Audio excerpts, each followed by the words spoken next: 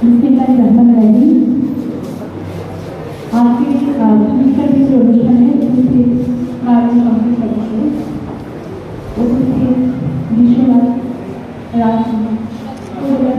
সকল রাজনৈতিক ব্যক্তিবর্গ, উপস্থিত উপজেলা কর্মকর্তাবৃন্দ, উপস্থিত ইলেকট্রনিক মিডিয়ার সাংবাদিকবৃন্দ,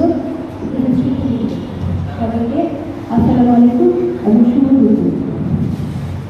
আমি প্রথমেই আমাদের মাননীয় প্রধানমন্ত্রীকে বিশেষ ধন্যবাদ জানাচ্ছি এত ব্যস্ততার মাঝখানে উনি এই প্রোগ্রামটায় সময় দেওয়ার জন্য। আসলে মূলত উনি এর মাধ্যমে আমাদের সংবাদ মাধ্যমকে মুক্ত চিন্তার যে জায়গা সেটিকেই বিকশিত করি।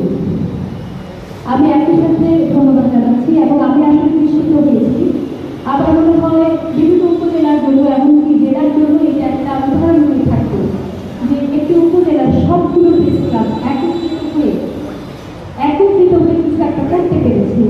আমরা দেখি আমাদের পেশাগত অন্ত থাকে, মতের অনেক থাকে, কিন্তু বিশ্বনাথ আমার কাছে মনে হয় অনেক উপজেলার কাছে, বিশেষ করে এই মুক্ত চিন্তা, সাংবাদিকতা, এই পেশা বিভিন্ন উপজেলা যারা আছেন তাদের জন্য উদাহরণ হয়ে থাকবে। আমি আপনাদের অন্তর্ভুক্ত সাফল্য কামনা করছি।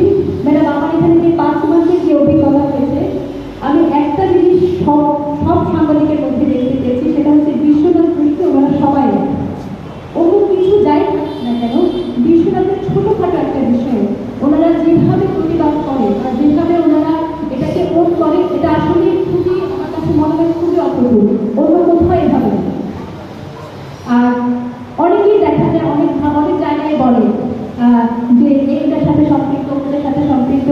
কিন্তু ম্যাডাম, আমি যেহেতু উপজেলা নির্বাহী অফিসের সাথে একটু 5 মাস আছি, আমি দেখেছি মানে এখানে ওই ধরনের সাংবাদিকতা এখানে যারা আছে আসলে ওনারা প্রকৃত অর্থেই সাংবাদিক।